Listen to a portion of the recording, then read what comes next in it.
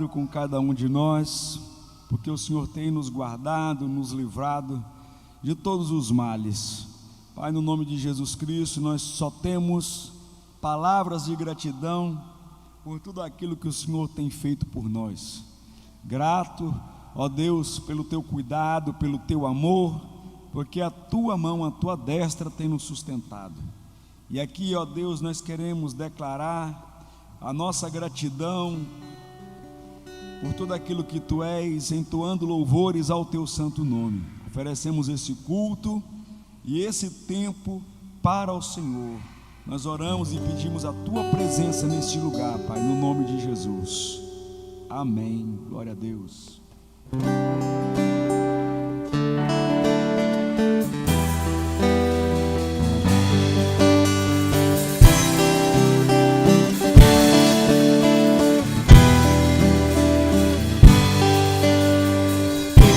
Estou de passagem aqui.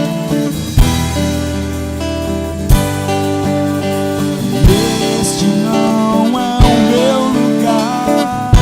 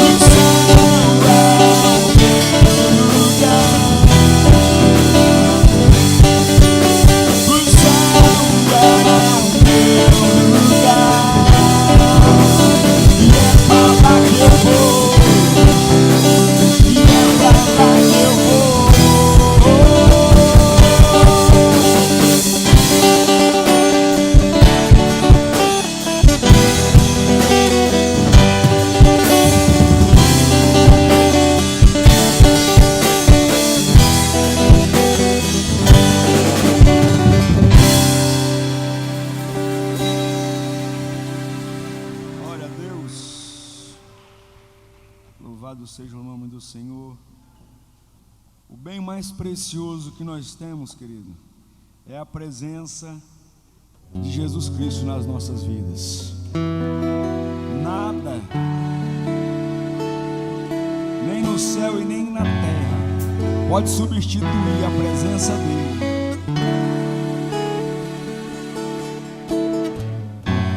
A quem tenho eu no céu, além de ti, e não há na terra quem eu queira mais que a ti. Estou apaixonado,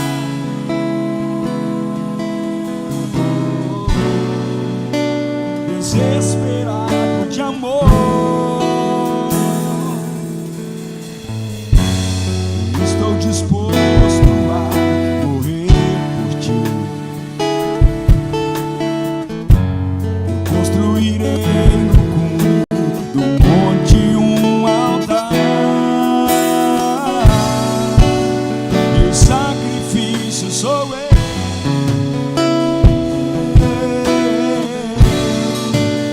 O sacrifício sou eu. Abro os meus sonhos, abro mão dos meus planos, abro mão da minha vida por ti. Abro mão dos prazeres e das minhas vontades, abro mão das riquezas por ti. Estou apaixonado.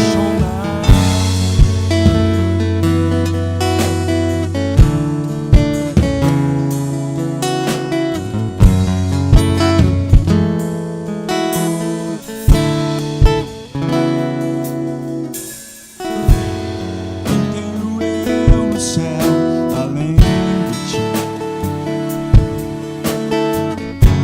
e não há na terra quem eu queira mais que a ti. Estou apaixonado,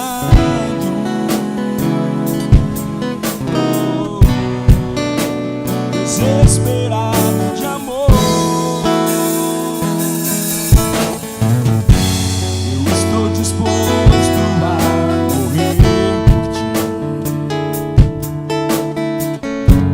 Eu construirei no cume do monte um altar,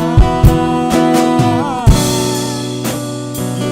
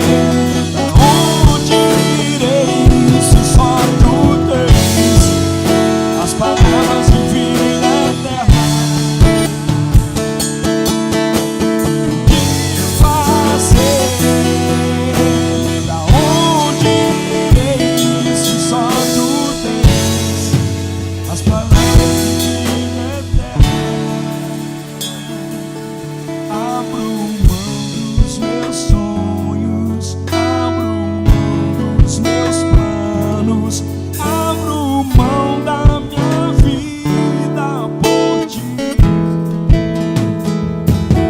Abro mão dos prazeres e das minhas vontades, abro mão das riquezas por ti. Estou apaixonado.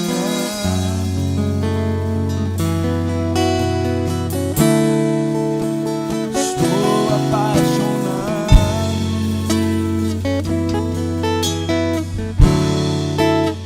Estou apaixonado. Glória a Deus. Você pode adorar ao Senhor com a sua oferta de gratidão, dizimando na casa do Senhor, com alegria no seu coração, como parte da tua adoração, da tua fidelidade com o Senhor.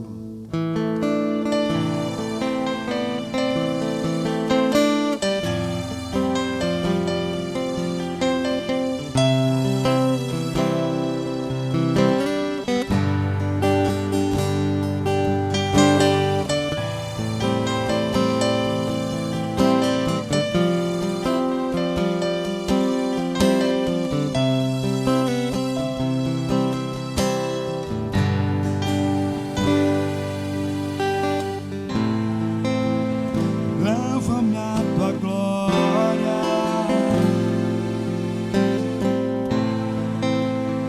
leva-me aos teus rios.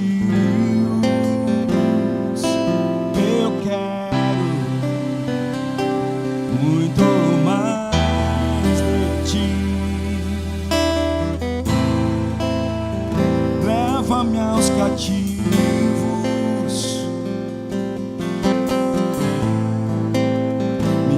aos oprimidos. Eu vou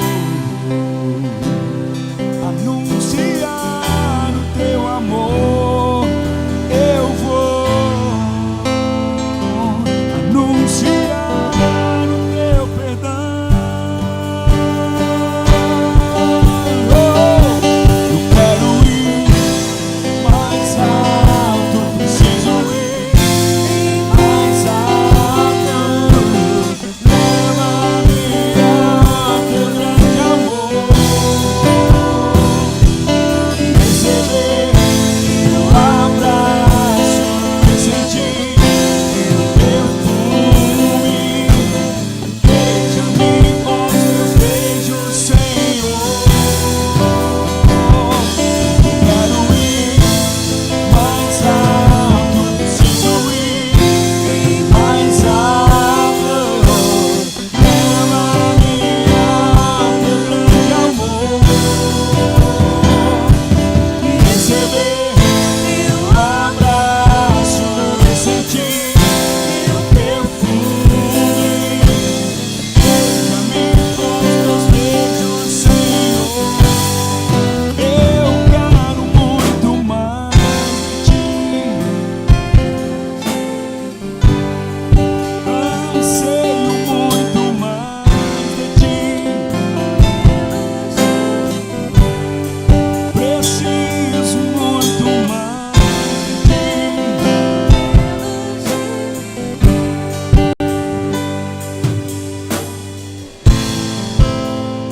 Leva-me à tua glória,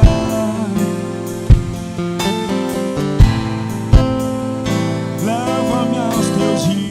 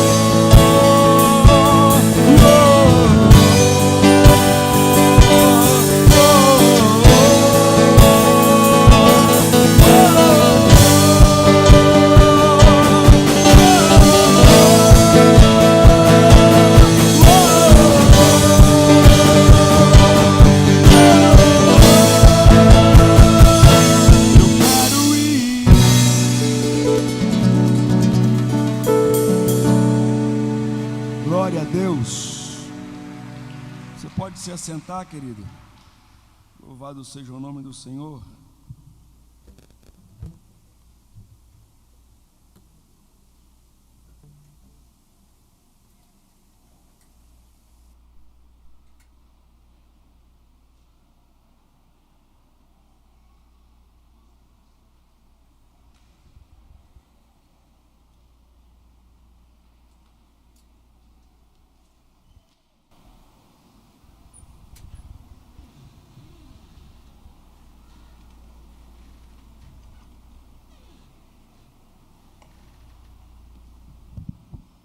Glória a Deus. Nós vamos meditar na palavra. Temos alguns textos bíblicos aqui para passar para os irmãos. Você acompanhar aí nessa palavra de hoje. Amém, queridos? Deixa eu abrir aqui.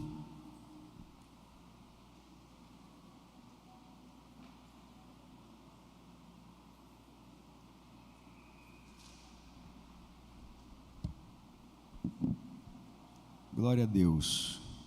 O texto que nós vamos ler está em Apocalipse, o primeiro texto. Apocalipse capítulo 6. Apocalipse capítulo 6.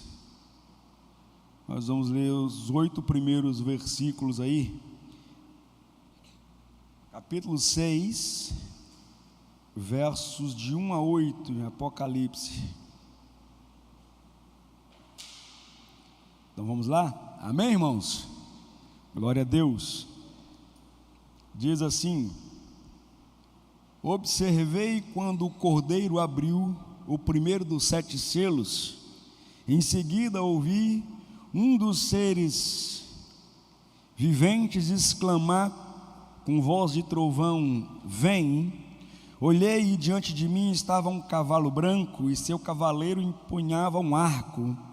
E lhe foi outorgada uma coroa, e ele cavalgava altaneiramente como vencedor determinado a vencer. Quando ele abriu o segundo selo, ouviu o segundo ser vivente bradar: vem. Então partiu outra cavalgadura, um cavalo vermelho, e ao seu cavaleiro foi concedido o poder de tirar a paz da terra, de modo que os homens matassem uns aos outros. E lhes foi entregue também uma grande espada. Verso 5. Quando o Cordeiro abriu o terceiro selo, ouvi o terceiro ser vivente convocar: vem. Então reparei, e eis um cavalo preto, e o seu cavaleiro ostentava na mão uma balança. Então ouvi o que parecia uma voz grave, vinda dentre os 4 seres viventes, clamando: 1 quilo de trigo por 1 dinheiro, 3 quilos de cevada também por 1 dinheiro, mas não destruas o azeite e o vinho. Verso 7. Então ele abriu o 4º selo e ouvi a voz do 4º ser vivente clamar: vem. Olhei e diante de mim estava um cavalo amarelo pálido.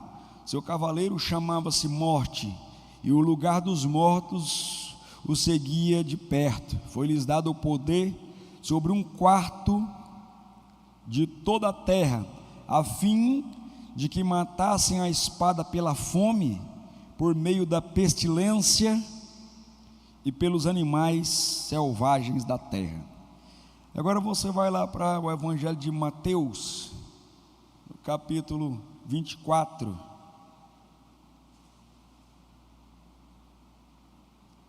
Mateus capítulo 24, versículo 21. Mateus 24, 21, diz assim: porquanto haverá nessa época grande tribulação, como jamais aconteceu desde o início do mundo até agora, nem nunca mais haverá. Ainda no Evangelho de Mateus, capítulo 22.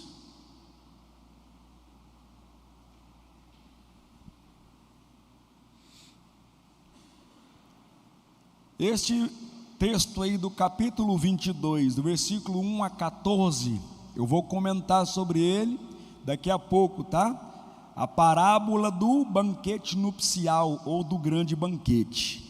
Então você já deixa marcado esse texto aí, naquele marca a Bíblia aí, que eu vou falar daqui a pouco, os versículos de 1 a 14 do Evangelho de Mateus, capítulo 22. Apocalipse, capítulo 19, esse eu vou ler agora. Apocalipse 19, versículo 9.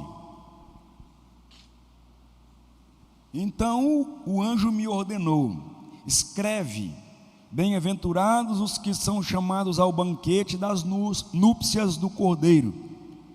E disse-me mais: estas são as exatas palavras de Deus. Aí você guarda agora aquele texto de Mateus 22 para daqui a pouco, tá bom? Então hoje o tema que eu vou falar com a igreja é sobre as bodas do Cordeiro, como você acabou de ver aí, né?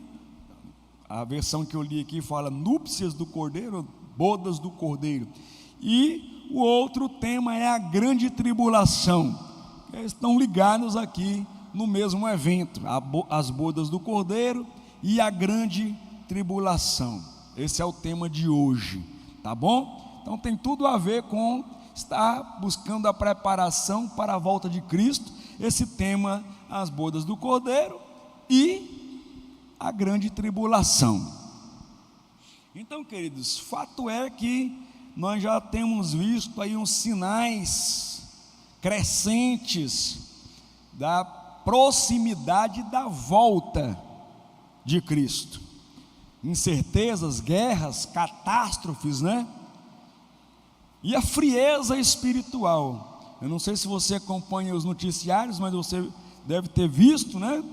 Lá no Rio de Janeiro, mais de 60 pessoas que tiveram sua vida ceifada, né, atacada lá pelas facções criminosas, né?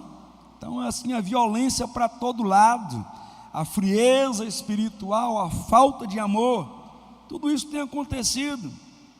Então nós podemos olhar para todos esses acontecimentos em volta do mundo, que está acontecendo lá na faixa de Gaza, na Rússia, na Ucrânia, e nós perguntamos: será que o fim está próximo? Lógico que está, queridos. E a Bíblia nos revela dois grandes eventos num calendário profético, porque isso ainda não aconteceu.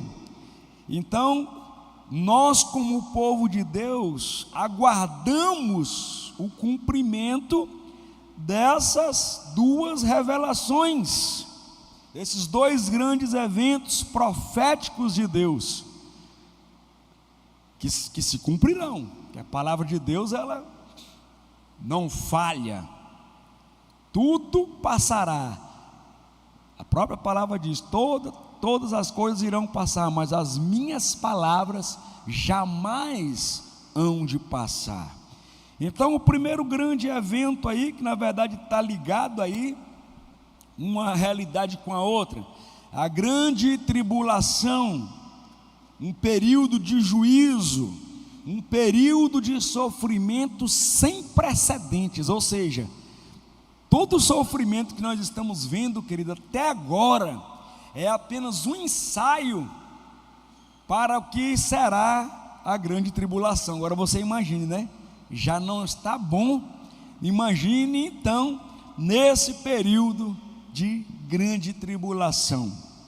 Para você observar como está próxima a vinda de Jesus, o profeta Daniel, ele resume toda a história da humanidade em 70 semanas. Talvez você já ouviu falar das 70 semanas de Daniel. Então, segundo o estudo do profeta Daniel, nós estamos na 69ª semana. Então a 70ª semana é que se darão esses fatos aí, da grande tribulação e das bodas do Cordeiro. Então falta bem pouco, né? 68 semanas se cumpriram, nós estamos vivendo a 69ª. Só falta mais uma. E de acordo com o estudo das 70 semanas de Daniel, esses períodos aí de semanas se referem a anos. Por isso alguns estudiosos e teólogos afirmam que a duração da grande tribulação, bem como a duração das bodas do Cordeiro, é um período então de 7 anos, de acordo com alguns estudiosos, alguns teólogos. Por sua vez, as bodas do Cordeiro é a celebração celestial, ou seja, a união entre Cristo e a igreja. Enquanto isso vai acontecer no mesmo período, na mesma época, enquanto a terra mergulha em trevas, em dor, nós acabamos de cantar, o céu é o meu lugar, né? Quero ir mais alto. Então, enquanto aqui na terra haverá trevas, dor e sofrimento, no céu haverá festa. A palavra bodas significa festa, núpcias, festa, comparando aí uma festa de casamento. Será uma festa dos remidos do Senhor com Cristo. Então, querido, primeiro falando da grande tribulação. A grande tribulação será logo após o arrebatamento da igreja. É assim que nós cremos, é assim que eu creio, é assim que eu aprendi e à luz da palavra. Então, a grande tribulação vai acontecer logo após o arrebatamento da igreja. Sobre o arrebatamento eu já falei na última quarta-feira, se lembra? Não é? 2 estarão no campo, um será levado, o outro deixado. Quem tiver com a lâmpada acesa entra, quem não tiver com a lâmpada acesa, eu falei lá das 10 virgens e a preparação, 5 estavam preparadas, as outras 5 não. Quem estava preparado entrou na festa com o noivo, e quem não estava ficou de fora. Então, por que eu digo que a grande tribulação será logo após o arrebatamento da igreja? Porque não existe nenhuma base bíblica que fundamente, que nos faça acreditar que a igreja passará por aquele período tenebroso, angustiante, de trevas e de dor. Então, a visão da qual eu partilho e compartilho com vocês, os teólogos chamam de pré-tribulacionista. Pré-tribulacionista, ou seja, seremos arrebatados antes, por isso a palavra pré, antes da grande tribulação. O que vai acontecer? O que nós cremos, tanto os santos que já morreram no Senhor, quanto os que estiverem vivos na ocasião do arrebatamento, serão retirados da terra antes de começar a grande tribulação. Então, o que nós cremos, queridos, na visão da nossa igreja e a corrente teológica que seguimos é o dispensacionalismo, o pré-tribulacionismo e o milenismo. É nisso que nós cremos. Dispensacionalismo fala das dispensações, que eu já falei aqui para vocês, que são 7. E nós estamos vivendo a 6ª. São as seguintes dispensações, desde a formação do homem até os dias de hoje. Então nós temos, primeira dispensação, inocência, quando o homem não conhecia o mal, ele só conhecia o bem, não era assim? Ele passou a conhecer o mal depois que ele comeu lá do fruto do conhecimento do bem e do mal. Inclusive tinha uma consequência, no dia em que dela comerdes, certamente. Então, a primeira dispensação, inocência. A segunda dispensação, a consciência, porque o homem passou a conhecer o que era bom e o que era mal. Tanto é que um irmão matou o outro, né? Que a maldade já nasce com o homem, consciência do bem e do mal. Terceira dispensação, o governo humano. O homem tomou as rédeas da sua própria vida, colocou Deus de lado, não é? Inocência, consciência, governo humano. Lembra quando o homem, cada um fazia o que dava na sua cabeça? Por isso Deus resolveu começar tudo de novo, né? Veio o dilúvio, porque as pessoas não estavam nem aí para Deus, casavam, se davam em casamento e vai. A quarta dispensação é o governo patriarcal, foi levantado Abraão, Isaac, Jacó, os patriarcas, né? Os chefes, os líderes do povo. Então, inocência vai contando, consciência, governo humano, e a quarta, governo patriarcal. A quinta, bastante conhecida, é a lei. Nós temos lá Levítico e Deuteronômio, as leis de Deus. A lei de Moisés, a lei mosaica, foi dada para o povo. A quinta dispensação já passou. Não vivemos mais no período da lei, né? Nós vivemos na sexta dispensação, que é chamada de graça, que nós recebemos na pessoa de Cristo, na sua primeira vinda. Estamos então na sexta dispensação, na graça. E a última dispensação que nós vamos viver aqui na terra chama-se milênio, tá? Milênio é o tema de uma dessas ministrações na quarta-feira. Eu só vou falar do milênio, aí você vai entender direitinho, tá bom? Então, agora eu expliquei, somos dispensacionalistas porque nós cremos nessas dispensações. Somos pré-tribulacionistas porque cremos que seremos arrebatados antes da grande tribulação. E nós somos milenistas porque nós cremos que ainda existe mais uma dispensação, o milênio, que nós vamos falar para você numa das quartas-feiras aqui. Mas existem outras correntes. Existe o gosto para tudo, existe a corrente chamada mesotribulacionista.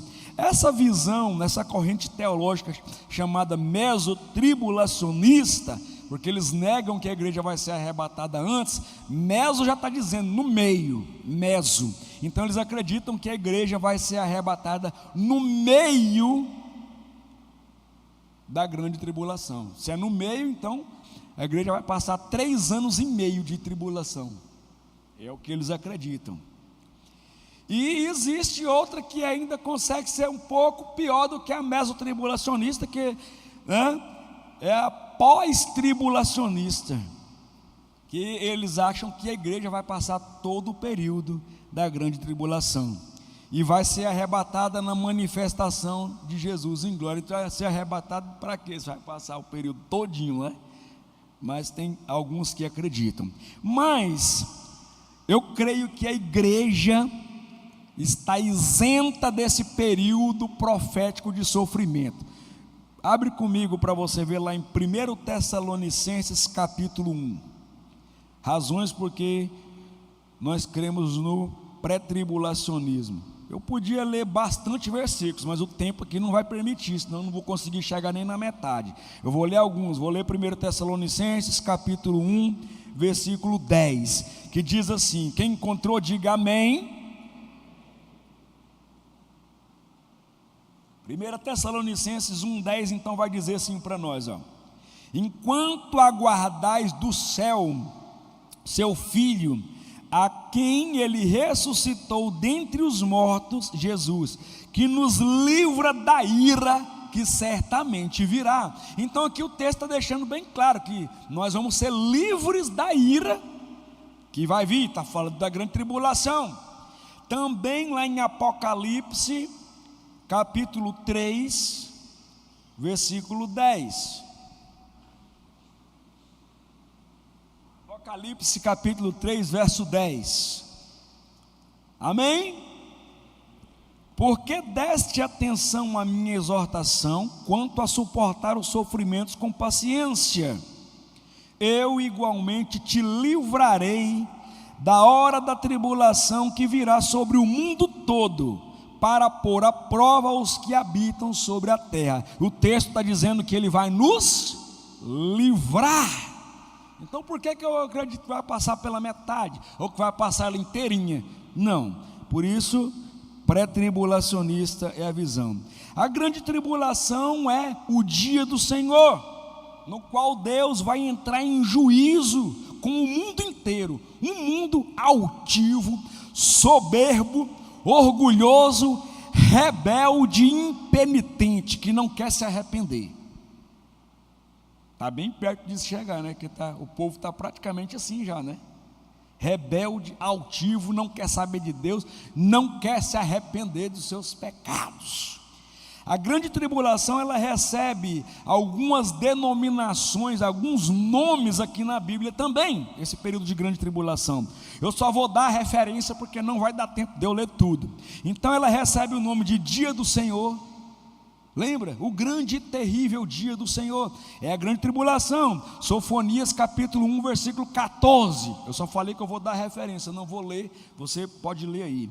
Também é chamada a grande tribulação do dia da angústia de Jacó. Jeremias capítulo 30, versículo 7. Também é chamado de o dia da ira do Cordeiro. Apocalipse capítulo 6, versículo 15 a 17. E, como deixei bem claro, vai acontecer após o arrebatamento da igreja, conforme o texto que eu já li, Apocalipse capítulo 3, versículo 10. Então logo chegamos à conclusão que a igreja não irá experimentar a grande tribulação. A igreja que eu digo, querida, os santos, os fiéis e verdadeiros, não é só aquele que fala que é crente não, é aquele que é. Falar é uma coisa, ser é outra, tá bom? Então o tema de hoje é justamente sobre este contraste aí, da grande tribulação e das bodas do Cordeiro. Na terra, grande tribulação é dor, então, e lá no céu, glória. É a escolha que nós fazemos hoje. Dor, eu ser uma pessoa fiel vai fazer toda a diferença. Viver como crente de verdade. Enfrentar a dor ou estar na glória no céu? Na grande tribulação ou na boda do Cordeiro? A diferença entre os que ficaram e os que subiram, ou os que ficarem, que é futuro, né? E os que subirem, vai ser exatamente essa: dor na terra ou glória no céu. E aí nós vamos ver quem vai participar, pastor, quem vai participar das bodas do Cordeiro e quem vai enfrentar a grande tribulação. É o que eu vou falar com você agora nos próximos tópicos. Ainda na grande tribulação, que você já sabe que é o juízo de Deus sobre a terra. Apocalipse capítulo 6, versículo 1 a 8, que eu li com você no início, descreve aí a abertura dos selos e fala de 4 cavaleiros. Já teve até filme com esse tema, né? Os cavaleiros do Apocalipse. O cavalo branco, o cavalo vermelho, o cavalo preto e o cavalo amarelo. Tem uma versão que fala do cavalo amarelo como esverdeado. É o cavalo amarelo, tá? É porque é esverdeado, porque ele tem cor de doença. Já viu amarelo de doença? Quando a pessoa está aquela... chega a ser esverdeado mesmo, né? É um amarelo assim. Tem versão que traz esverdeado. Tem algum aí que tem essa aí? Que traz lá o quarto cavaleiro. A minha fala amarelo, mas tem alguma que traz esverdeado. A sua, Raquel? Pálido, esverdeado. Exatamente. É o que dá demonstrar que a pessoa está doente, né? Então o cavalo branco fala aí de engano. Esse aí não é Cristo, irmãos. Por isso que ele engana, não é? Olha como ele vem parecido.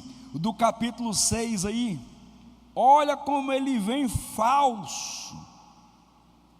O cavaleiro do cavalo branco deste capítulo 6 não é Cristo, é o anticristo, é um falso Cristo. E ele vai enganar, vai seduzir, vai aqui com um cavalo branco empunhando um arco, foi dado uma coroa, cavalga altaneiramente, ou seja, cheio de, né, olhando para cima, e vem como vencedor determinado a vencer. Outra versão diz que vem vencendo e para vencer. Esse aí, querido, é o próprio anticristo, que vem para enganar e vem com falsidade que vem para seduzir, e vai seduzir. Tem crente que já leu isso aqui e achava que isso aqui era Cristo, lendo, e achava que era, não leu direito, não percebeu, achou que esse cavaleiro no cavalo branco do capítulo 6 é Cristo. Não é, é o anticristo. O cavaleiro vermelho fala de guerra, de sangue. Você está tendo guerra hoje, fala que naqueles dias vai ser muito pior, como nunca se viu, você imagina, não é, querido? O cavaleiro preto fala de fome e miséria. Fala aí, ó, o preço dos alimentos, né? Quando diz aí, ó, eu vou mudar aqui a minha versão para ARA, que é a revista e atualizada, que diz assim, ó, o cavaleiro preto diz assim: uma medida de trigo por 1 denário, 3 medidas de cevada por 1 denário. Queridos, 1 denário é o salário de um dia inteiro. É a mesma coisa de você pegar o que você ganha aí no mês, divide por 30. O teu salário divide por 30. Você vai comprar uma medida de trigo. Imagine você ir no mercado e comprar 5 quilos de trigo. Eu estou colocando aqui até muito trigo.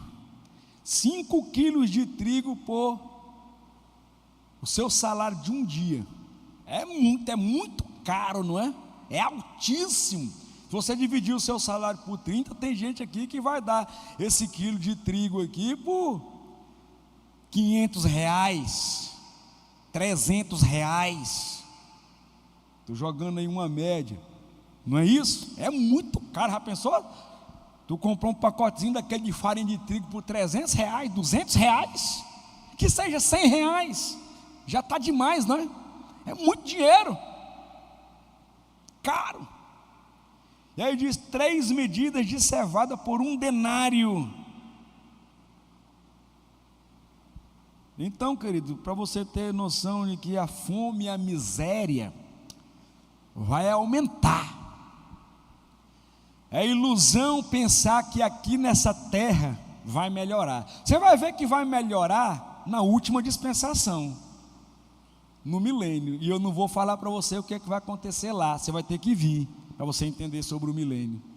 E não é o céu. O milênio não é o céu, não. Tem gente que tem uma corrente aí herege que diz que o milênio já é o céu, que o céu vai ser aqui. Não é, não.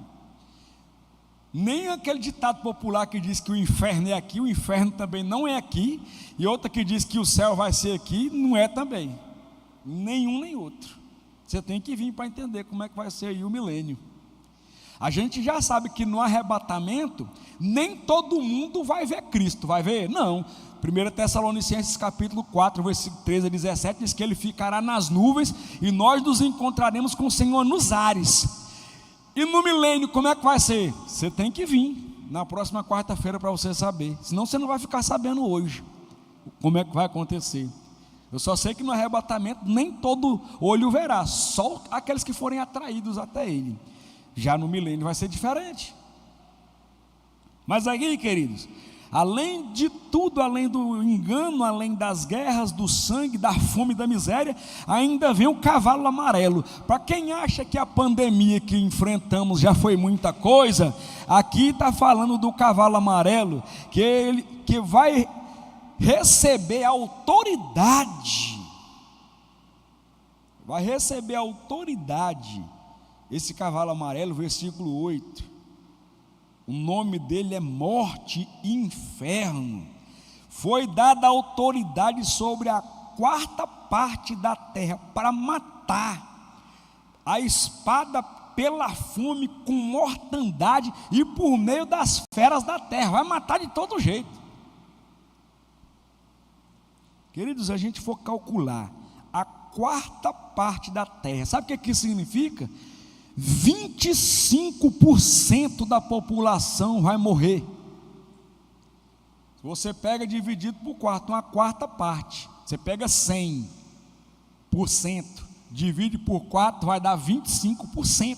Então, 25% da população da terra.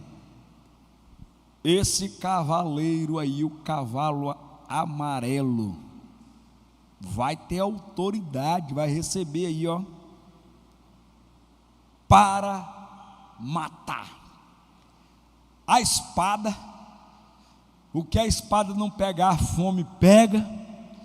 O que a fome não pegar, a mortandade, as pestes, as pandemias que vão vir. E queridos, inclusive já existe especulação aí de uma nova pandemia. E é verdade, está aí, ó, vai ter mesmo.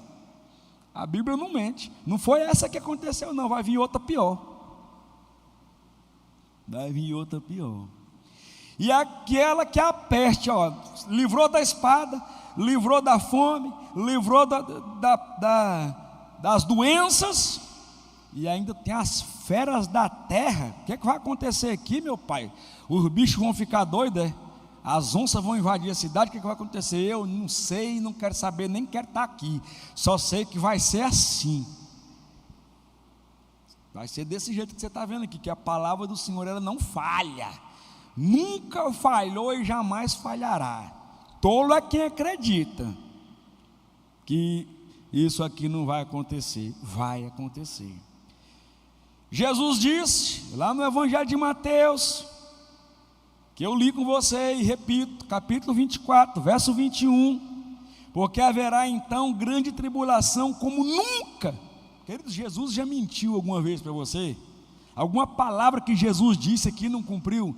Ele disse que como nunca houve antes, desde o princípio do mundo até agora, e nem jamais haverá, depois da grande tribulação, nem jamais haverá outro período terrível como esse. Ou seja, não dá nem para imaginar quão ruim, quão terrível será. Um tempo de juízo, um tempo de perseguição, um tempo de dor, não apenas dor física e tortura, mas dor espiritual também. Queridos, Deus, o próprio Deus, é por isso que eu digo, eu não, a Bíblia que diz, eu acho que é Hebreus capítulo 10, versículo 25 ou versículo 32, que diz, horrenda coisa é cair na mão do Deus vivo. Eu acho que é Hebreus 10, 32 ou 10, 25, confirma aí para mim alguém, por gentileza, que eu acho que é 32 mesmo, Hebreus 10, 32, horrenda coisa é cair na mão do Deus vivo. 10, 31, Hebreus 10, 31, horrenda coisa é cair na mão do Deus vivo. E a grande tribulação, queridos, o próprio Deus é que vai derramar juízo sobre a terra. Está aí, você está vendo selos, depois dos selos vem as taças, depois das taças vem os flagelos. É só coisa ruim que vai acontecer. Quando você lê Apocalipse, você está vendo aí dos selos, o quinto selo, o sexto selo, aí passa para o outro capítulo, aí você começa a ver 7 taças, 7 flagelos ou 7 iras. É assim, e é do próprio Deus. O próprio Deus irá derramar sua ira sobre o mundo. E por que Deus vai fazer isso? Porque o mundo rejeitou. Cada vez mais as pessoas estão rejeitando a Deus, irmão. Você está vendo isso? Nós estamos vendo. Cada dia mais as pessoas estão rejeitando a Deus. E vai chegar um momento que Deus vai derramar a sua ira sobre todos que o rejeitaram. Aqueles que zombaram do Evangelho. Nós estamos vendo um ensaio disso acontecer. Nós já vimos ensaio disso no carnaval aqui no Brasil mesmo, deles colocarem o diabo chicoteando Jesus. Quem não sei quem viu essa cena aí do carnaval que aconteceu aqui no Brasil. Outro, né? Travestido, pendurado na cruz, zombaria com Cristo, zombaria com o Evangelho. Já está acontecendo ensaio, e isso vai só piorar. Zombaria com as coisas de Deus. As pessoas estão brincando com a fé. Brincando. Esses dias eu mostrei um vídeo para uma irmã.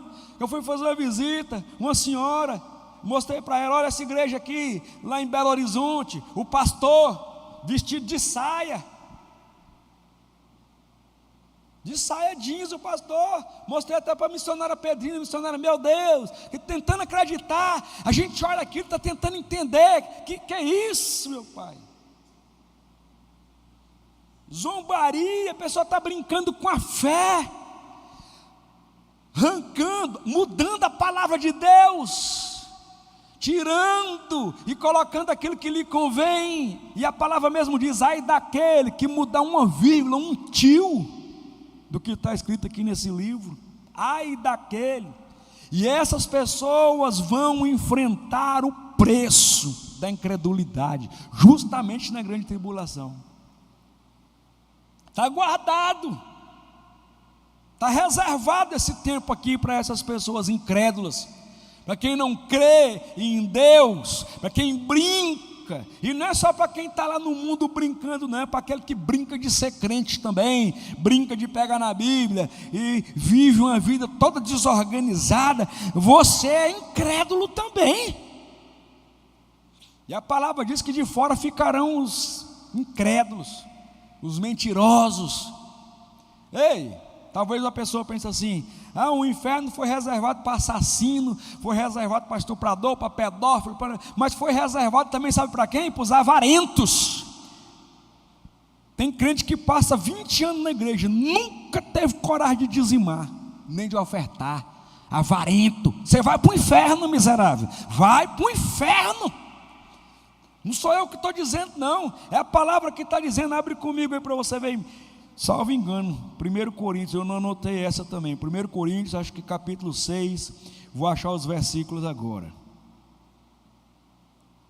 Estou procurando, achei, versículo 9 e 10, 1 Coríntios capítulo 6, 9 e 10, se você acha que eu estou inventando isso, está aqui na Bíblia, quem vai ficar de fora.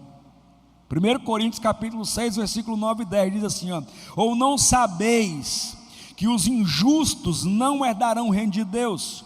Quem abriu a Bíblia aí, diga amém. Quem não abriu, abra aí a Bíblia, vamos ler Bíblia, vamos comer Bíblia. Ou não sabeis que os injustos não herdarão o reino de Deus? Não vos enganeis, nem impuros. Aí, você que gosta de pornografia, vai ficar de fora. Impureza, vão ficar de fora. Só Deus sabe, né? O que tu mexe aí no teu celular, no seu computador, sei lá no que. Você esconde de todo mundo, mas de Deus você não esconde, não. Você vai ficar pro dia da ira, se você não se arrepender, porque a ira de Deus vai vir sobre todos aqueles que não se arrependerem. Aí fala do segundo: idólatras. Mas esse aí eu não sou, não. Mas tem gente que idolatra o dinheiro. Tem gente que idolatra um time de futebol. Ídolo não é só aquela imagem lá, não. Tem gente que idolatra um time de futebol.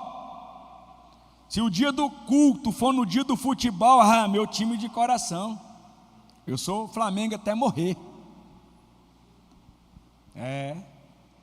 Já viu a fidelidade que a pessoa tem com o clube de futebol? Tem um hino que diz, o hino do Flamengo mesmo fala, né? Era uma vez Flamengo até morrer, meu amigo. Sempre eu hei de ser. O meu maior prazer.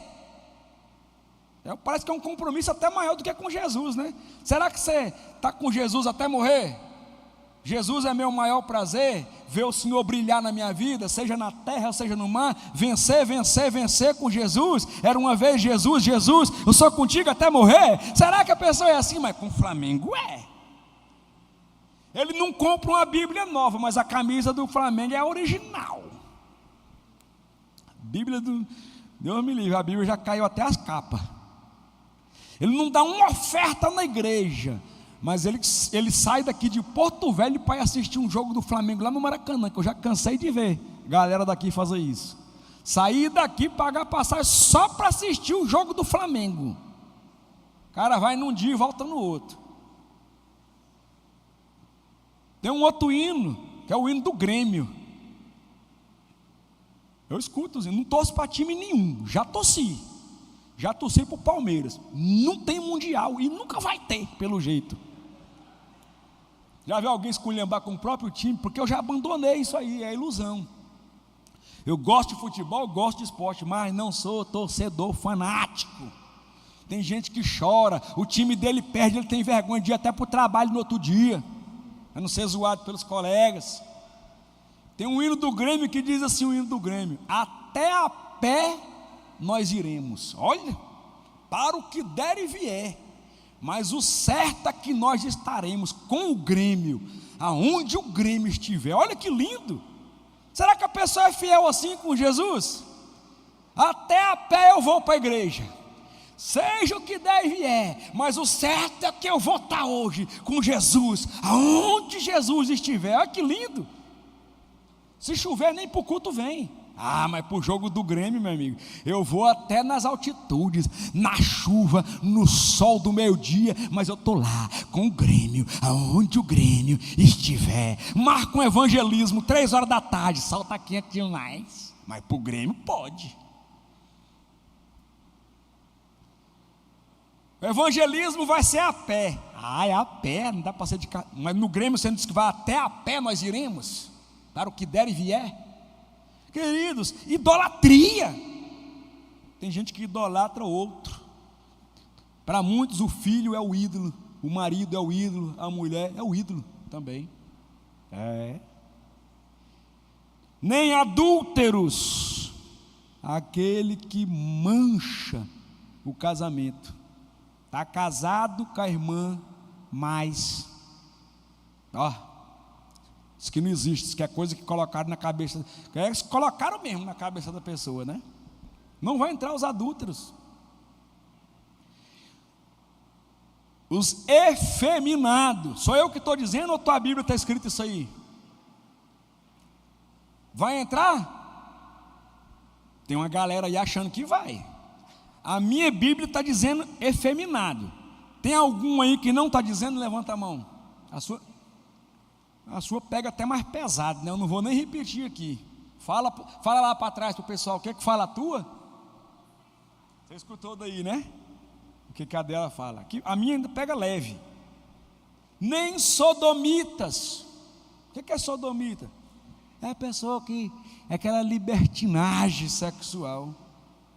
Esses dias eu estava conversando com uma pessoa, que eu não posso nem falar o nome, mas a pessoa disse assim: olha, a minha irmã que é casada, ela e o marido dela, eles de vez em quando chamam uma pessoa para estar com eles lá na hora da intimidade.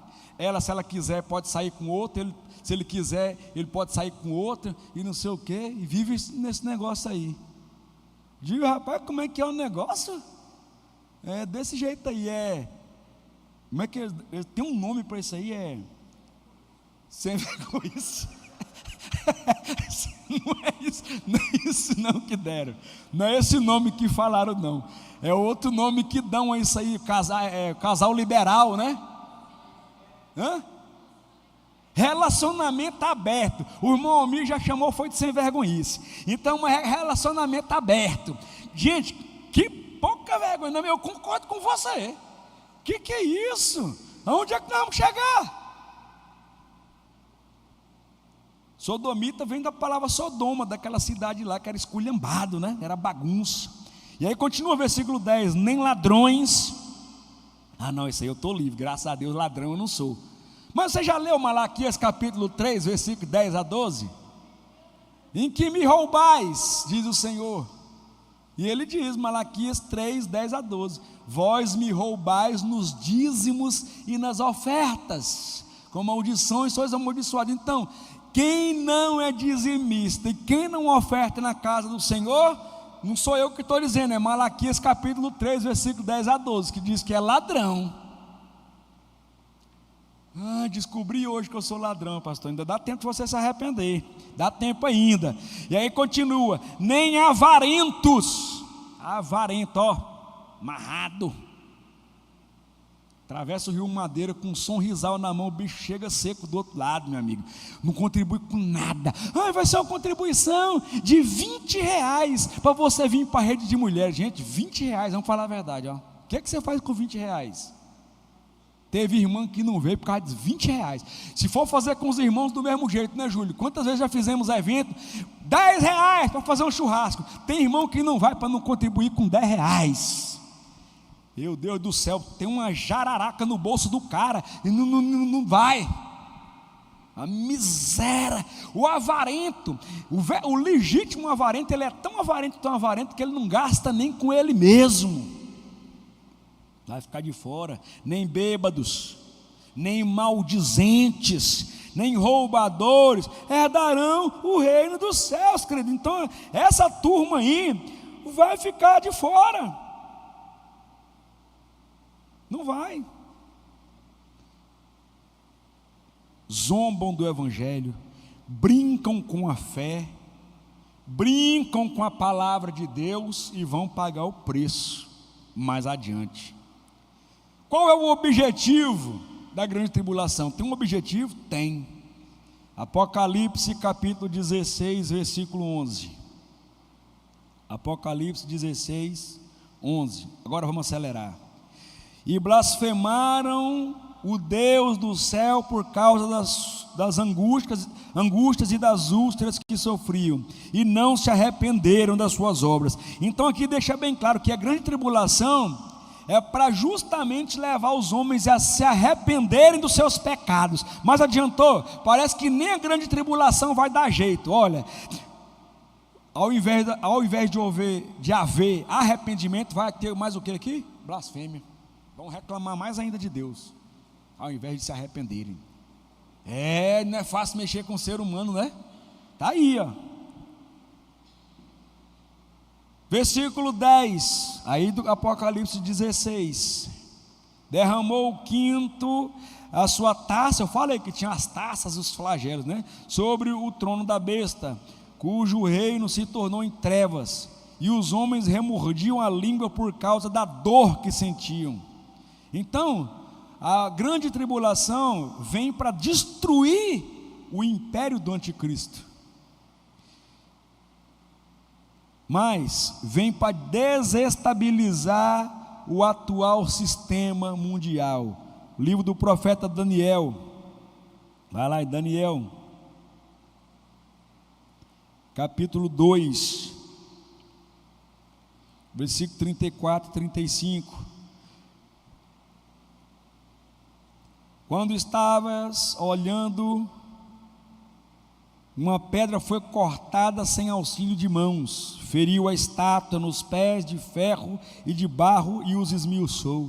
Então foi juntamente esmiuçado o ferro, o barro, o bronze, a prata e o ouro, os quais se fizeram como palha das eiras no estio, e o vento os levou, e deles não se viram mais vestígios. Mas a pedra que feriu a estátua se tornou em grande montanha que encheu toda a terra. Então aqui o profeta Daniel está falando que o governo, o sistema mundial vai ser quebrado, vai ser desestabilizado durante o período da grande tribulação. E ainda no versículo 44 aí de Daniel 2, mas nos dias desses reis, o Deus do céu suscitará um reino que não será jamais destruído. Este reino não passará a outro povo, e os esmiuçará e consumirá todos esses reinos, mas ele mesmo subsistirá para sempre. Então a grande tribulação vai preparar o caminho para implantar o reino do Senhor Jesus Cristo. É a última dispensação que nós vamos falar aqui na próxima reunião. As 4 fases então da grande tribulação. Voltando para Apocalipse capítulo 6, no versículo 2, a primeira fase é a falsa paz. Ele vem oferecer uma falsa paz. Daniel capítulo 9, eu não vou ler, mas você pode abrir e confirmar. Daniel capítulo 9, versículo 24 e 25 diz que ele vai fazer uma aliança, vai fazer um contrato, vai firmar, né, esse contrato, mas depois ele vai rasgar este contrato e vai mostrar de fato quem é. Então por isso ele vem para enganar. E torno a dizer a vocês, não podemos confundir esse cavaleiro do capítulo 6 com Jesus Cristo, que vai aparecer lá no capítulo 19, versículo 11, que volta glorioso para reinar e para implantar o milênio aqui, Apocalipse 19, 11. esse é Jesus. Capítulo 6, versículo 2, o anticristo. Então a primeira fase da tribulação, essa falsa paz ilusória, como diz 1 Tessalonicenses, capítulo 5, versículo 3. 1 Tessalonicenses 5, 3 diz assim: e quando andarem dizendo paz e segurança, eis que lhes sobrevirá repentina destruição, como vêm as dores de parto, que está para dar à luz, e de nenhum modo escaparão. Então, deixa bem clara a palavra. Segunda fase da grande tribulação é a guerra, está no versículo 4. Terceira fase, a fome, e a quarta fase, a morte. Justamente os 4 cavaleiros que eu falei para vocês são as fases da grande tribulação. Agora você imagine, queridos, trazer para você a seguinte ilustração. Imagine que um navio, você está num navio e esse navio está prestes a afundar, e o capitão oferece então bote de salvação para todos, mas muitas pessoas começam a rir, começam a zombar e diz: não, está tranquilo, ainda dá tempo, ainda temos tempo, né? E as águas então começam a invadir ali aquele navio, né? O convés vai invadindo tudo ali. Da mesma forma será na grande tribulação. As pessoas hoje acham que tem tempo. O bote que está sendo oferecido de salvação é justamente o Evangelho. Olha, existe salvação para você. Aceita Jesus como seu Senhor e Salvador. Tem muita gente achando que tem tempo. Não, eu ainda quero curtir. Eu já vi muita gente falar isso. Não, você virar crente agora. Tu é doido, estou novo. Eu quero aproveitar a vida. Quero curtir, quero beber, quero festejar. Ainda dá tempo de eu curtir muito, de aproveitar muito. Mas vai chegar o momento que as águas vão invadir. E aí não vai dar mais tempo, né? Tribulação é assim. Ela vem para dizer para nós que o tempo da graça vai passar. Vai passar. E tem muitas pessoas que vão perceber tarde demais. Tem muitas pessoas brincando com o tempo hoje, queridos, com o período da graça. Uma hora ele está na igreja, outra hora ele está no mundo. Vem na igreja quando dá vontade, busca a Deus quando dá vontade, ora quando dá vontade, procura a gente só quando a casa está caindo. Você conhece um monte de gente assim, que procura você só: irmão, ora por mim, fulano está doente, fulano está morrendo, ora por mim que eu estou desempregado, ora por mim que eu estou assim, só vive de momento, só quando precisa. É como se Deus fosse o corpo de bombeiro, só quando a casa está pegando fogo é que disca 193, depois nem lembra que existe. Hoje é o tempo em que Cristo está nos oferecendo o bote de salvação. A graça de Cristo ainda está ao nosso alcance, mas vai chegar o dia em que o cordeiro não vai ser mais cordeiro, vai ser leão. Você vai ver que ele não vai voltar mais como cordeiro. Ele já veio como cordeiro, agora ele vai voltar como leão. E ele vai voltar para julgar, com cetro de justiça. Então aproveite hoje, creia no Cordeiro de Deus que tira o pecado do mundo. É melhor o cordeiro do que o leão. É melhor a graça do que o julgamento, do que o juízo. E por fim eu vou falar das bodas do Cordeiro. A grande tribulação você já entendeu.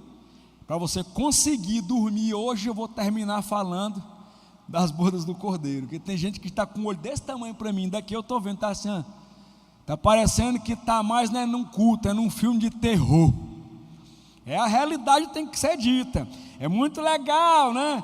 Esse tipo de pregação motivacional, né? E vai, é muito bom, mas é bom saber da realidade, para você acordar enquanto dá tempo.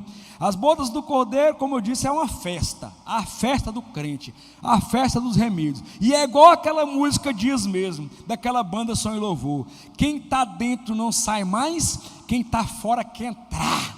E aí é exatamente isso. Agora você vai para aquele texto que eu falei no início, E eu não vou ler, mas você vai ter que ler aí. Mateus 22, de 1 a 14, que fala daquela parábola da grande festa. Tá?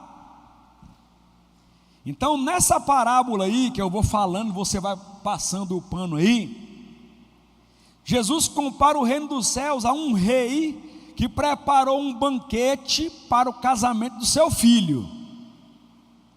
E mandou convite para as pessoas importantes, né? As pessoas que ele considerava. Mas os convidados rejeitaram. Cada um deu uma desculpa. Você está vendo aí no texto? Que cada um deu uma desculpa. Ah, tem um negócio para resolver ali, não é isso, irmão Daniel? Cada um foi dando uma desculpa, né? Para não ir na festa. Confirma comigo aí, sim ou não? Hã? Cada um foi dando uma desculpa. Quem está lendo aí? Mateus 22, de 1 a 14. Chegou na parte que cada um vai dando uma desculpa. Ah, eu tenho que correr para fazer não sei o quê, não sei o que lá. Vai lendo aí. Então eles rejeitam o convite. Então o que o rei faz? Já que esse povo que eu chamei rejeitou, ele mandou chamar outras pessoas. E quem é que ele manda chamar? Os pobres, os humildes, os desprezados. Aí na versão diz que as pessoas à beira do caminho, não é? Nos valados. Mandou chamar essas pessoas para poder encher o salão de festa. Não foi isso que aconteceu aí na história? Amém? Queridos, esse aí é justamente o retrato do Evangelho. O Pai, Deus, é o rei aqui da história, aquele que preparou a festa. O Filho é o noivo, é Jesus Cristo. E a noiva é a igreja, que é convidada a participar do banquete eterno. Apocalipse capítulo 19, versículo 9, diz assim: bem-aventurados aqueles que são chamados à ceia das bodas do Cordeiro. Já pensou rejeitar o convite? Querida, rejeitar o convite é dizer: eu quero ficar para a grande tribulação. A terra vai gemer, no céu vai ser festa, para quem aceita o convite. E tem muita gente rejeitando o convite. Quando você diz na igreja e faz um apelo: quantos aqui querem aceitar Jesus Cristo como seu Senhor e Salvador? Levanta a mão. Quem não levanta a mão e quem fica calado está dizendo: eu não quero. Está dizendo não para o convite. O convite é receber Jesus Cristo como seu Senhor e Salvador. É um convite que o Evangelho faz, e a pessoa rejeita o convite. Lá no céu, as nossas lágrimas serão enxugadas, mas aqui na terra vai ter choro. Lá no céu nós vamos receber vestes brancas, a noiva no encontro com o noivo. Nos casamentos que nós vemos aqui na terra, a noiva é a que mais se prepara para o casamento. Acho que na vida a mulher sempre se prepara mais, né? Se falando aqui do plano terreno. O homem coloca um terno, parece que terno é tudo igual mesmo.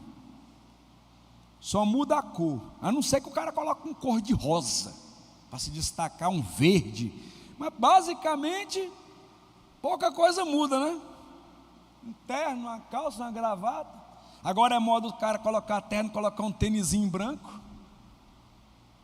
Compra um tênisinho branco, para ver se muda um pouco, né? Mas a noiva se prepara. Não é só no dia, não. A noiva se prepara por meses, cuidando, porque quer estar linda no dia do casamento. Vai para a academia, emagrece, fica toda tchan-tchan, Vai chegar no dia do casamento arrasando. Depois que casa, acaba a academia, acaba tudo e volta a velha pizza. E tudo despelanca de novo. Não estou falando de todas, mas a maioria é assim. Parece que já casou, já casei, pronto. Não é assim não, tem que continuar cuidando, tá, irmã? E o irmão também tem que se cuidar, porque tem muitos irmãos aí também não se cuidam, né? Depois tá solteiro, quer tá todo, né? Aí casa, quer andar de bucho quebrado.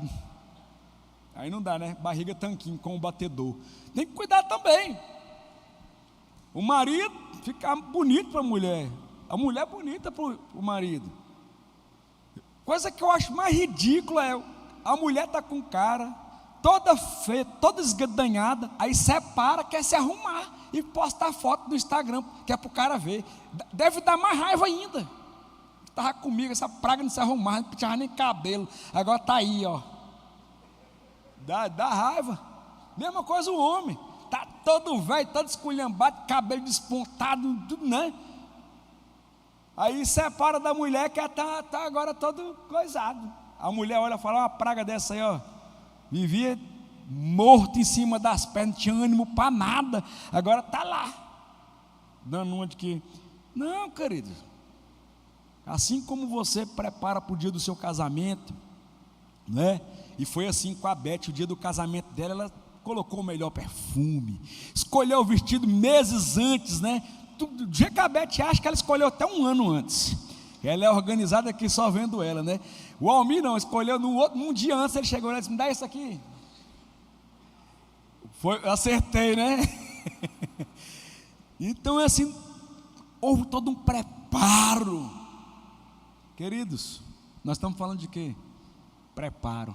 Será que nós estamos preparados? Nós somos a noiva. Nosso noivo já está pronto. Como é que está a nossa vida? Nós somos a noiva espiritual. Então nós temos que preparar a nossa alma. Como é que nós queremos chegar no dia da festa?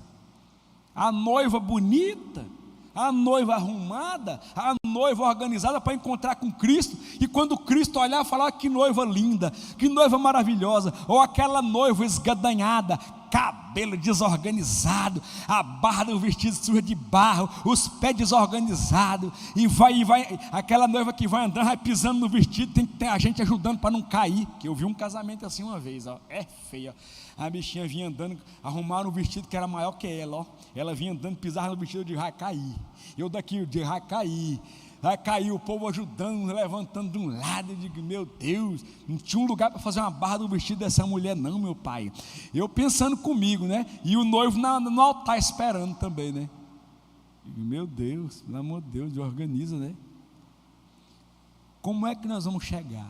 Jesus vai olhar para você e vai falar que pessoa linda, que pessoa maravilhosa. Ou vai olhar para você e vai ver você todo manchado, tudo sujo, zóio remelento, faltando dente. Vim para casar com você, Jesus. Ele vai dizer: não, comigo mesmo não. Cheio de pecado, porque a feiura nossa para Jesus é o pecado, irmão. É o pecado. Aquela lista que eu falei para você: mentiroso, maldizente, blasfemador, impureza na nossa vida, é o pecado. As nossas vestes têm que estar limpas, não manchadas pelo pecado. Quando nós estamos com a nossa vida cheia de pecado, é a mesma coisa da noiva feia. Para de ser noiva do Chuck, noiva feia, ninguém quer não. A noiva do Chuck é um filme de terror, que tem aquele brinquedo assassino. Ele arrumou uma boneca lá, bicha feia, quero casar com você. Nem o Chuck não quis, que o Chuck estava tentando era matar ela, se livrar daquela peste. Não, ninguém quer não. Você acha que Jesus Cristo vai te receber cheio de pecado, cheio de mentira, cheio de avareza, cheio de impureza? Não vai, de jeito nenhum. Garanto que no dia do casamento, do irmão Nilton com a irmã Aline, ela estava feia ou estava bonita, irmão? Estava bonita, não estava? Senão ele tinha desistido. Tem um vídeo de um senhor rolando aí, ele tem mal de Alzheimer, um senhor, não sei quem está vendo esse vídeo. Aí a filha dele filma ele e fala: pai, o senhor é casado com ela, que é minha mãe. E ele fala: o quê? Eu casei com essa mulher aí? Meu Deus do céu, ela é feia, hein? Ele tem Alzheimer e ele fala a realidade. Não sei quem já viu esse vídeo aí. Não, mas ela é feia, hein? Pai, respeita a minha mãe, você casou com ela. Não, eu acho que eu era bêbado quando eu casei com ela. É muito engraçado esse vídeo, sabe, queridos? Mas essa é só uma brincadeira, mas para mostrar que Jesus não vai casar com o pecado. Nosso pecado nos afasta de Deus, as nossas iniquidades nos afastam, Ele não vai aceitar. Então não basta ser convidado, nós precisamos estar com vestes de justiça, vestes purificadas, e é lavado no sangue de Jesus Cristo. Se confessarmos os nossos pecados, Ele é fiel e justo para nos perdoar e nos purificar. Todo dia você peca, então todo dia você tem que confessar, mas tem que parar, sair da prática do pecado, né? O texto aí diz que teve um homem que entrou sem veste nupcial. Conta ou não conta na história aí? Que teve um que foi convidado lá e entrou sem veste nupcial. O que aconteceu com ele aí na história que foi lida? Foi colocado para fora da festa. Foi colocado para fora da festa.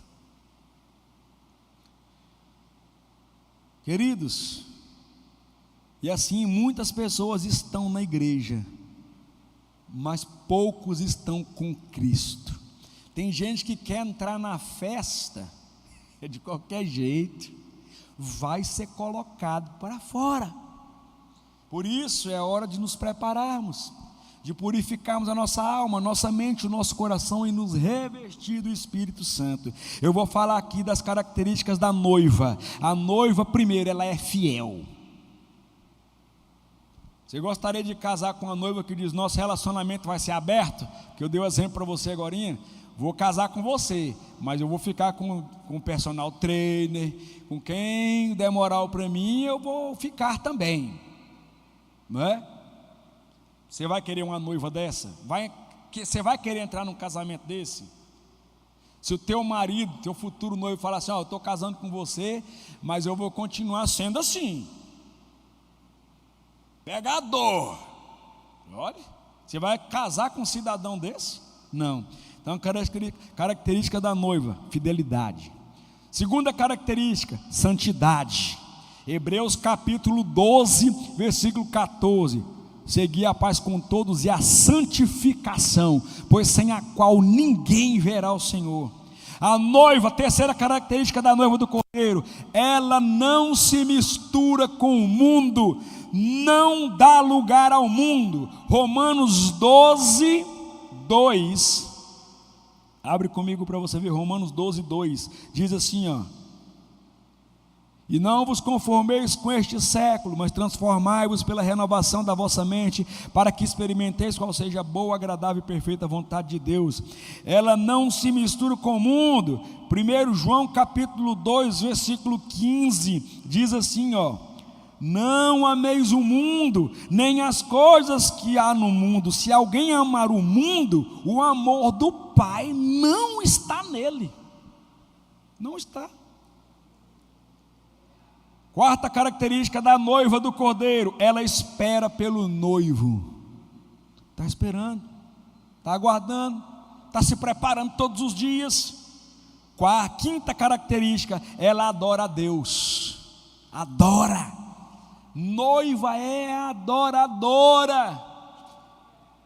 Queridos, se nós não conseguimos adorar a Deus num culto congregacional, onde o ministério de louvor é para incentivar você a adorar um pouquinho, e tem crente que passa o louvor, nem ânimo para ficar um pouquinho em pé ele tem.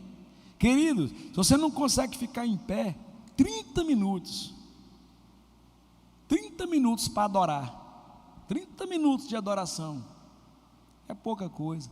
Não estou dizendo que só adora em pé. Senta e adora sentado então, ao invés de estar assistindo, ó, a cabeça está lá longe. Nós temos que adorar a Deus, e não só aqui, todos os dias. Sexta característica, ela proclama a mensagem do noivo. Você já percebeu que a noiva só fala do noivo? É igual a Letícia só fala do Felipe, apaixonada, meu irmão, com a vida desse jeito. Tudo é Felipe. Na boca da Letícia só é Felipe, não é não? Quem convive um pouquinho com ela e da coreografia, não é? Ai, termina logo que eu tenho que ir lá para o Felipe. Ela liga para falar com a pastora. Você acha que ela quer falar com a pastora? Ela quer perguntar do Felipe. Ela manda uma mensagem para mim, para falar do Felipe. Ela vem para o culto para ver Jesus e o Felipe. É desse jeito. Você vê a alegria dela quando eu falo, abre a Bíblia em Filipenses. Ela vai, lindoida. A noiva só fala do noivo. Nós somos noiva. Quem é noiva de Cristo aí, diga amém. Será que você só fala de Cristo? Marcos capítulo 16, versículo 15: ide por todo o mundo e pregai o evangelho a toda criatura. Noiva apaixonada proclama o evangelho. Crente que não prega o evangelho é noiva relaxada, noiva que não está nem aí para o noivo, não fala do noivo, não compartilha nada do noivo. A gente quer falar para a pessoa. Quem ficará de fora desse evento glorioso? A palavra do Senhor nos assegura. Eu li lá em 1 Coríntios capítulo 6. Todos os que não forem fiéis e puros até a volta de Jesus. E Apocalipse 22, capítulo 22, versículo 12 a 15, traz uma relação aí detalhada também, vamos ver? De quem não vai entrar nas bodas. Vou ler pela segunda vez um outro texto, ó. Pela primeira vez um outro texto no mesmo assunto. Apocalipse 22, de 12 a 15. 12 a 15. Eis que venho sem demora, comigo está o galardão que tenho para retribuir cada um segundo as suas obras. Eu sou o Alfa e o Ômega, o primeiro e o último, o princípio e o fim. Bem-aventurados aqueles que lavam as suas vestiduras no sangue do Cordeiro, para que lhe assista o direito à árvore da vida e entrar na cidade pelas portas. E ele diz, versículo 15: de fora ficam os cães. Eu vou explicar quem são esses cães, né? Não está falando dos cachorrinhos lá da Larissa, do pet shop, não, do Totó, das Belinhas, não. Os cães são aqueles que voltam ao vômito, que o cachorro faz isso. O cachorro ele come, aí aquele negócio parece que não deu muito legal para ele, bota para fora, aí daqui a pouco ele come de novo o próprio vômito. O cachorro é assim. E aí o que acontece? É aquela pessoa que um dia teve Jesus, um dia se alimentou da palavra e rejeita, bota para fora, o cachorro volta ao vômito. Ou pode ser aquela pessoa que estava lá no mundo, experimentava tudo do mundo. Eu acho que vai dar mais certo assim. Estava lá no mundo, experimentava tudo do mundo. Aí ele colocou o mundo para fora. Eu vou viver uma nova vida. E depois ele volta ao vômito. Na verdade, eu quis dizer foi isso. Fica com essa segunda ilustração aí. Continua. Os feiticeiros. Ah não, mas feiticeiro eu não mexo não, pastor. Credo, nunca matei uma galinha preta e coloquei na esquina para ninguém. Nunca acendi vela preta para ninguém. Mas querido, quando você torce contra o seu irmão, quando você deseja o mal do seu irmão, ou quando você é rebelde com o seu líder na igreja, é feitiçaria. Salvo engano, é Samuel que diz, porque o pecado de rebeldia é o mesmo que feitiçaria. Crente rebelde, você fala com ele, é feitiçaria. Os impuros, fala de novo, os assassinos. Não, mas assassino não. Mas aquele que diz, para mim, fulano morreu, está na mesma igreja, mas não falo. Você matou ele, no seu coração, mas você matou. Os idólatras é aquele que ama e pratica mentira, vai ficar de fora. E aí, queridos, olha, o contraste entre dor e glória, a escolha é nossa. Entre grande tribulação ou bodas do Cordeiro, a escolha é nossa hoje. Entre dor e glória, enquanto o mundo vai enfrentar a dor da grande tribulação, os salvos vão participar da glória celestial. Queridos, Deus é o mesmo Deus, mas os ambientes diferentes.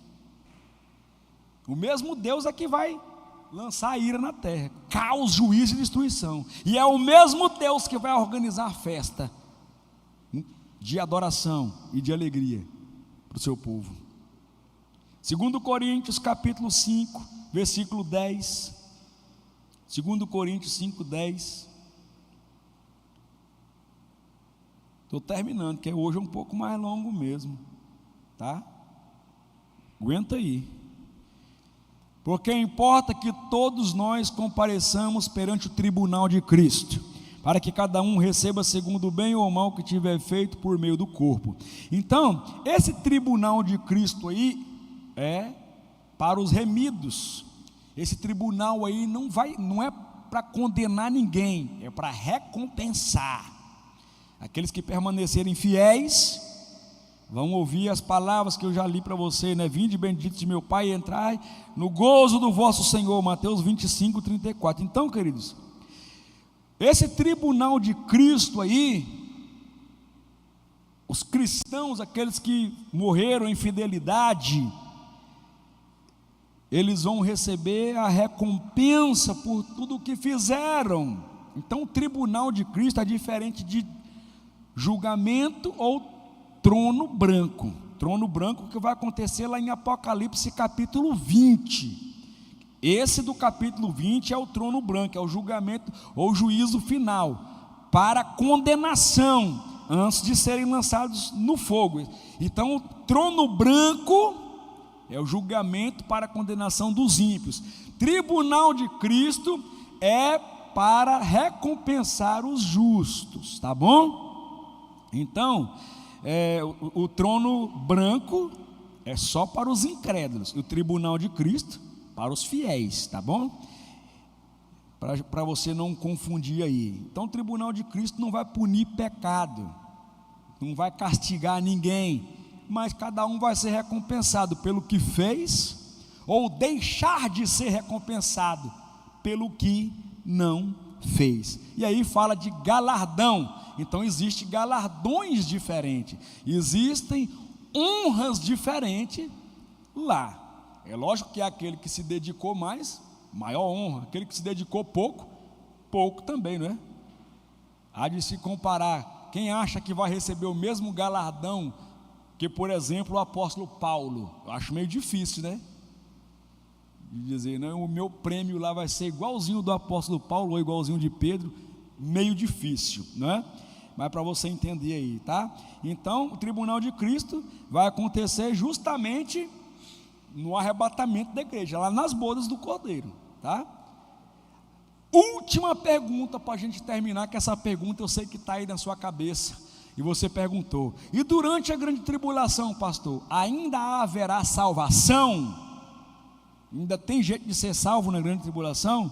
Sim, sim, haverá salvação. Após o arrebatamento, logicamente, a Escritura, a palavra de Deus, ela não vai perder a sua inspiração, o seu poder.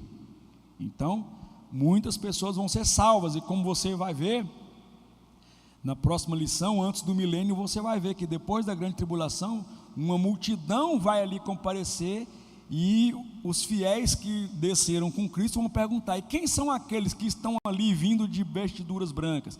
E Jesus vai dizer: são aqueles que vieram da grande tribulação e que lavaram as suas vestes no sangue do Cordeiro. Então ainda vai haver salvação, porque a palavra de Deus ela vai continuar atuando, como nos diz o profeta Isaías capítulo 40 versículo 8, ele diz assim: seca-se a erva, caem as flores, mas a palavra do nosso Deus permanece eternamente.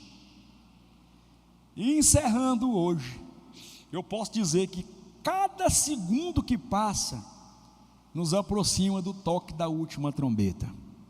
A qualquer momento, os céus podem se abrir e o noivo pode vir buscar a igreja, a sua noiva. Muitos estarão trabalhando, como diz lá, um estará no campo, um será deixado, o outro será levado. Então, mesma realidade nossa, muitos estarão trabalhando, estudando, dormindo. Lá no texto fala, estarão no leito, um será levado. E de repente, no abrir e fechar de olhos, os salvos desaparecerão, enquanto o mundo vai ficar aqui para tentar explicar o caos. Quem for arrebatado no céu, numa festa, servido pelo próprio Cordeiro. Queridos, tudo que eu contei para você aqui não é história, não é lenda, não é história da carochinha inventada. São promessas de Deus e vão acontecer. A grande tribulação não é um mito, é um aviso. Cabe a nós escolhermos hoje qual desses eventos eu vou participar. É hoje que você escolhe. Eu vou estar na festa ou vou estar na dor?